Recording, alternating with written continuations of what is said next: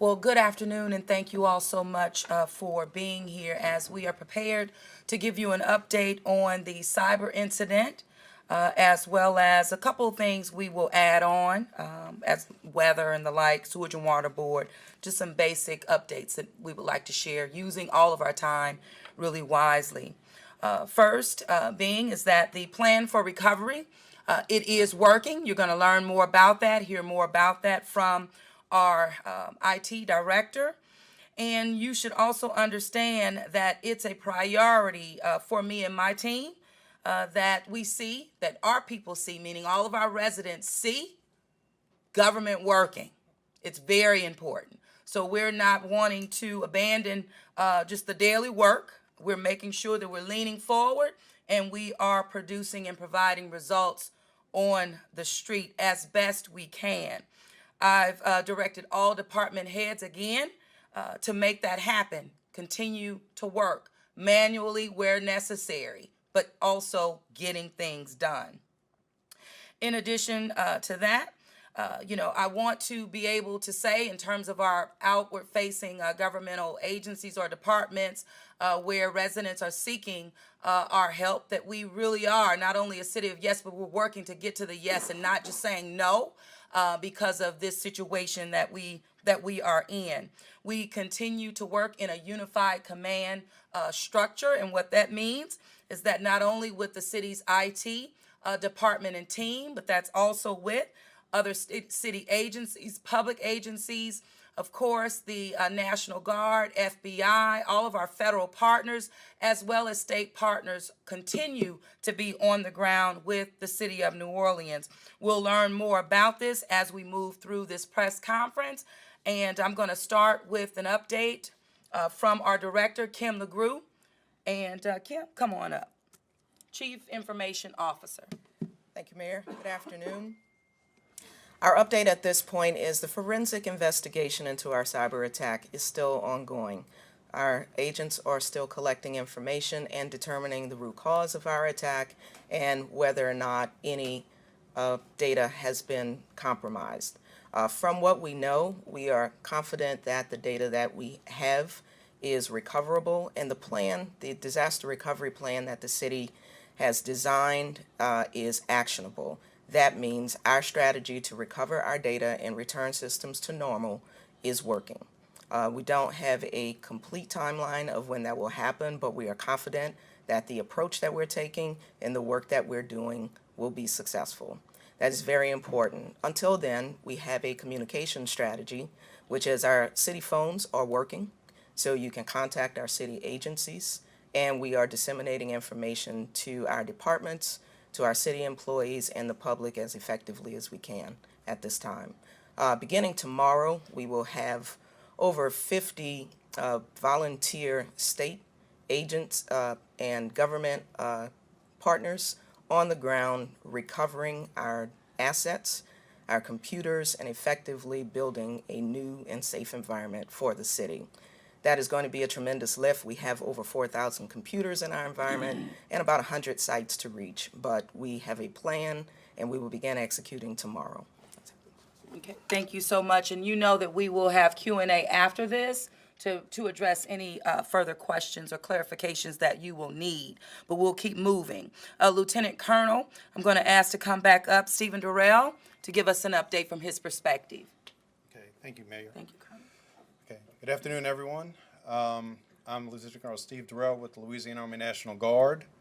We're part of a cyber response team that was formed after the creation of the Cybersecurity Commission back in 2017 by Governor John Bell Edwards. Our team is on the ground assisting the mayor's IT staff. We are working with state police, with the OTS, and other agencies. We have an aggressive plan to assist the city in recovering as quickly as possible. We're taking the necessary steps to make sure that all their systems come back online and that everything will be operating as it was before the attack. Pending any questions, I'm set, Mayor. Thank you so much, Colonel. So we're going to keep our updates moving, and we will now go to our Director of Homeland Security, Mr. Colin Arnold. Thank you, Mayor. Good evening. Homeland Security continues to operate the city's Emergency Operations Center in support of Kim and her team and Colonel Durrell and his team and our federal partners as well that have assisted with this. The FBI and the Secret Service have been actively involved in the forensic or investigation part of this. I would say that from a perspective tonight, what we are looking at is weather. There is a line of weather coming through this area. It's been going through north and central Louisiana all afternoon. We're expecting from 7 to 9 p.m. to be the impact time of this weather.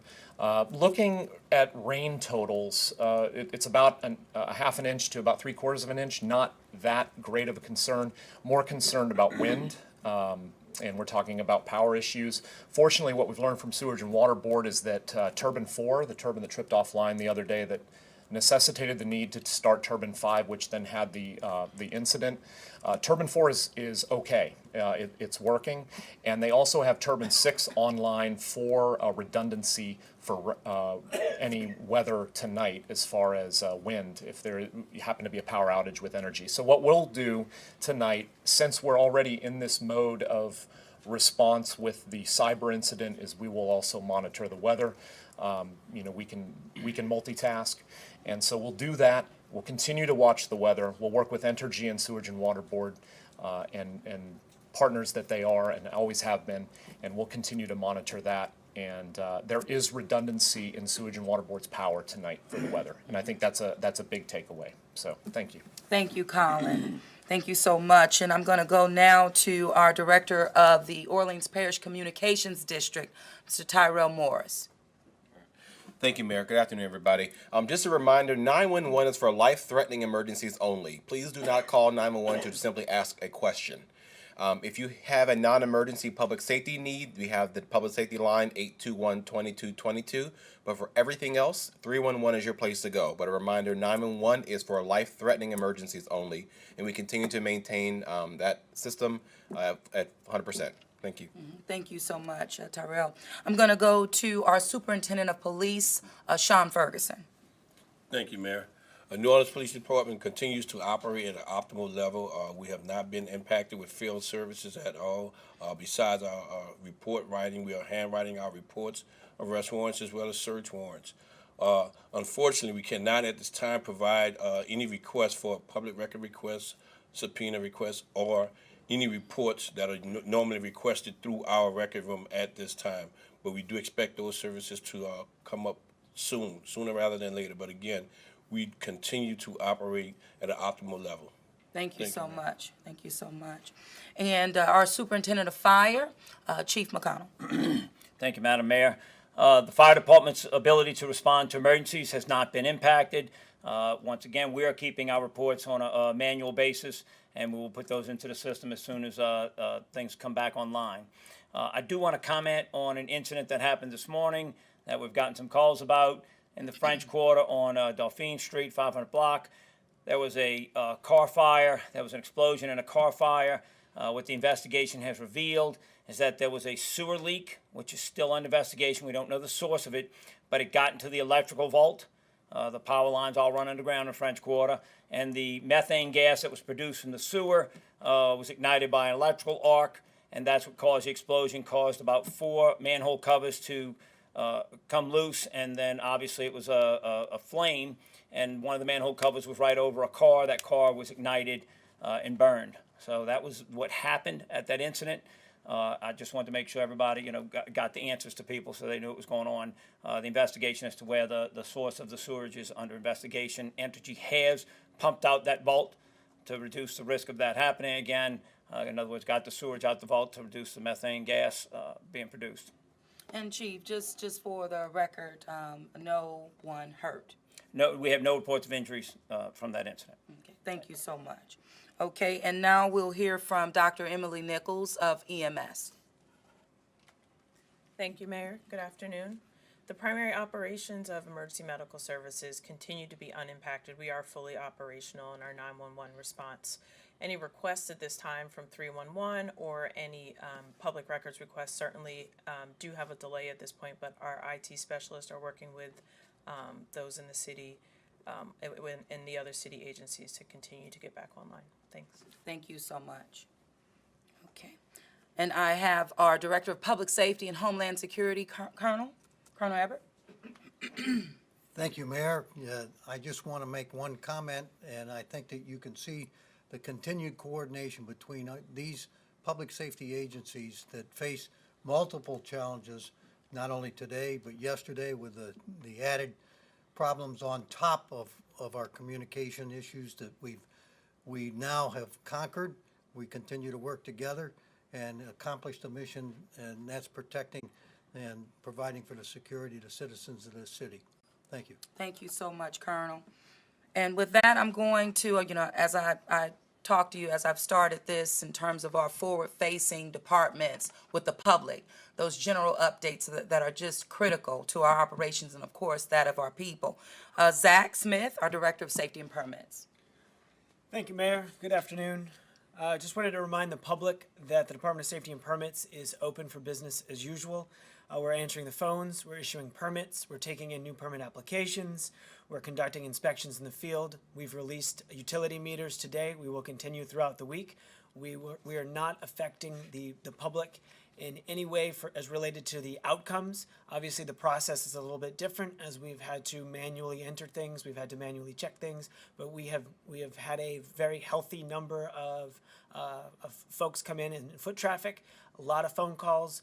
We believe we've been able to respond to all those adequately. I wanted to run through a couple things related to if you need to get us and you cannot remember any of the phone numbers I'm about to rattle off. 311, you can always call 311 and they can create a ticket that we will be able to see and get back to you. But for any school bus or taxi or other ground transportation related issues, 658-7170. For building questions or building inspections, 658-7130. For mechanical inspections or mechanical questions, 658-7153. And lastly, for electrical inspections or electrical questions, 658-7145. And again, if it's just easier for you, you can't recall that, 311, you can do that. They can create a ticket and they can get to us. But again, we are open. We have been processing every type of permit. We've been processing every type of utility release, and we're ready to help you with anything you need. Thank you. Thank you so much, Zach.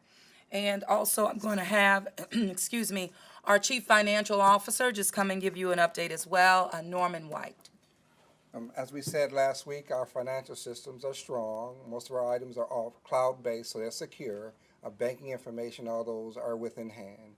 Moving forward, clearly our Treasury Department is open for business. You can still come in and make your payments. In addition to that, our Revenue Office, same way. You can come in and make payments. You can also do it via Line of State website, making those payments. Also want to note that payroll activity will occur as normal. We have a process in which that'll be moved forward. And in addition to it, our vendor payments will be hopefully back online by the end of this week. If not, then we'll have a workaround for that, but we're acting as normal. Thank you so much, Norman. Appreciate all the updates. This is a very serious situation.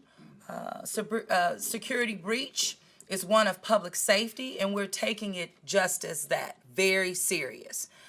We know that this is not only the new normal, but it is a priority for the administration to invest in our infrastructure, and that includes cybersecurity, as we have said over and over again. And not just saying it, it's been in our actions, and that is even aligned with the first time ever in our history purchasing cybersecurity insurance. That is just an example of how serious our administration has been leaning forward and wanting to protect the assets of our city and also the infrastructure of our city. The time for no routine maintenance, that time has passed. Moving forward in our city, we've elevated not only quality assurances, but what we stand for as a city and what we know the residents and visitors of our city expect and deserve. That being said, I've also made it very clear to employees of city government the severity of this issue. When we give directives like don't turn on your computer, we do mean that. And as a result, just today, we did have some employees come to work, turn on that computer.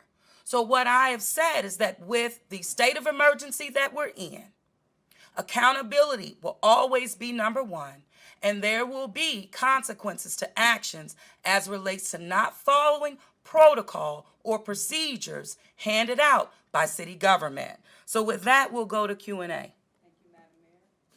Jess Clark, WWNO. Yes, thank you. This is maybe for Kim LaGrew. You mentioned that all the data is recoverable. Does that mean that you know that some data has been either locked or compromised in some way? Sure. I'll have Kim answer. We do have an answer.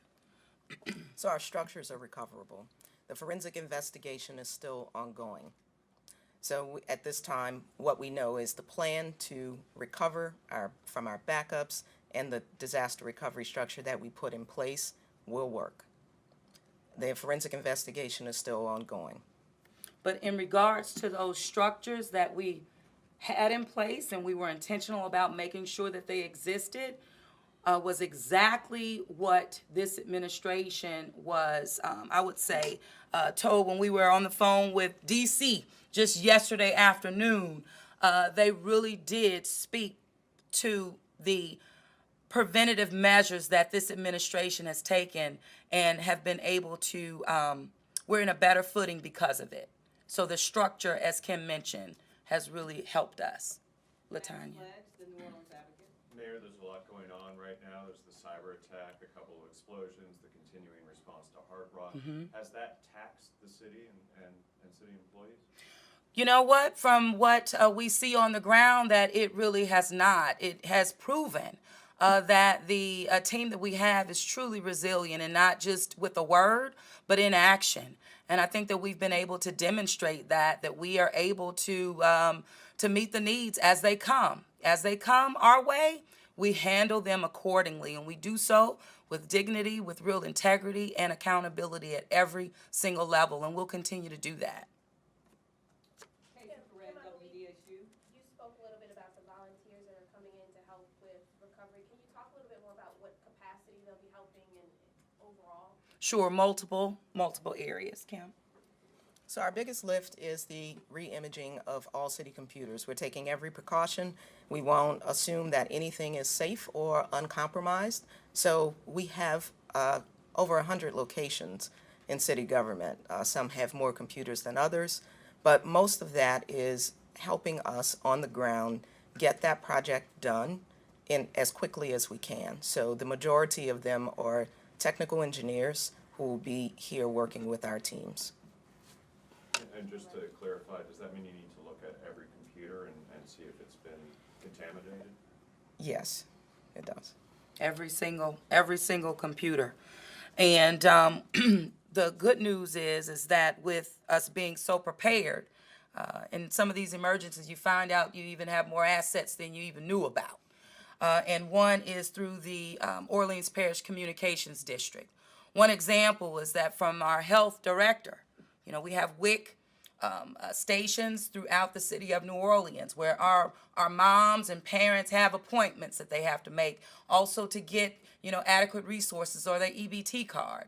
What we found was a need at these particular sites was, one, the need for computers so that they can access the EBT cards. So with the level of equipment that we have with OPCD, there are over 50 computers kind of ready and willing and able.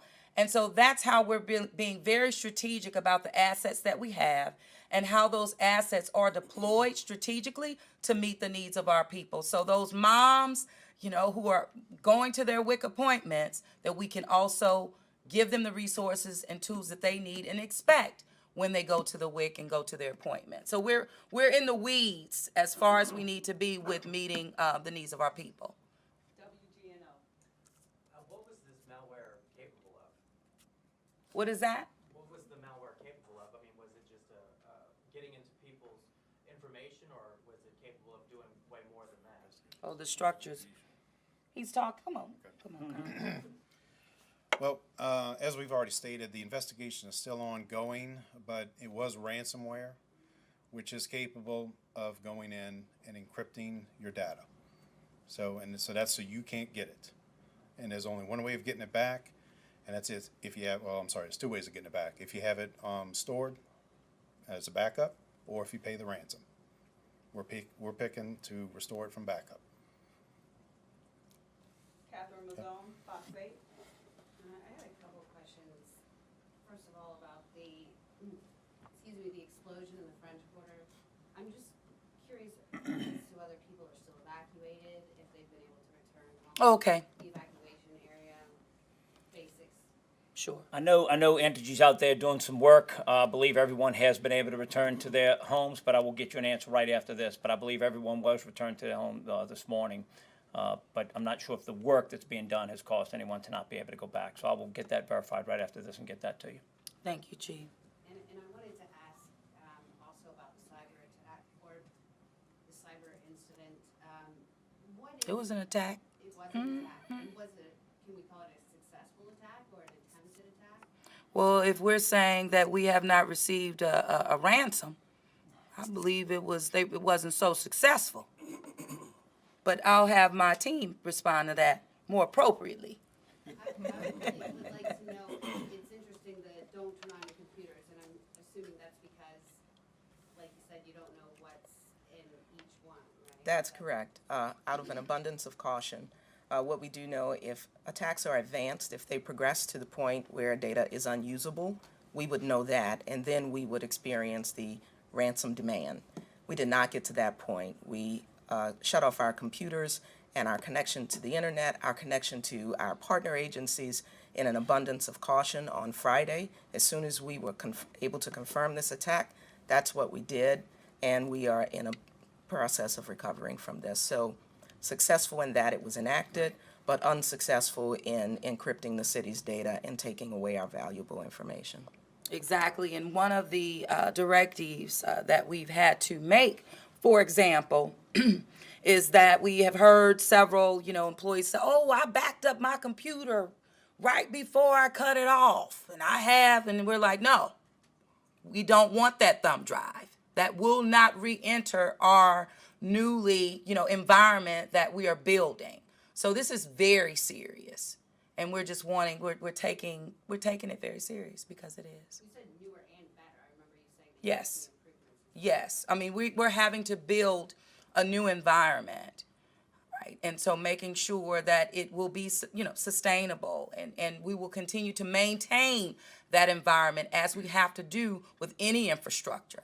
So it's not a time you just pull back. You continue on that path and trajectory. And last question, Charles Watson, Fox News Channel. How long has the city had this cyber security insurance, and does it include an option for the insurer to pay a ransom on behalf of the city if need be?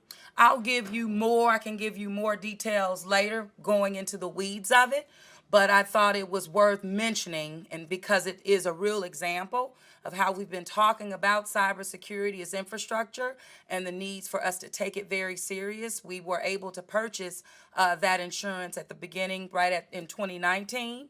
And but we can give you more information on that. I just thought it was just that real example of how serious this matter is, and it's a new normal, and we're wanting to make sure that we're in a position to protect the city's assets at every single level.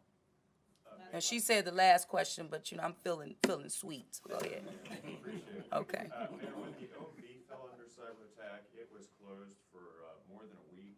Do you expect the outage here in the city could last as long as that? Well, what we do know, and what I've been told as relates to the recovery process, that it will absolutely go into next week. But we're telling our people to act like, we're going to be in this manual mode through the end of the year. Not that that is the case or will be the case, but we need to get it in people's minds. Hey, we need government to function and to operate, and we have to be creative at every level and pace to ensure that we deliver on that to our people. Anything to add? Okay. All right. Well, thank you all so much. And who dat?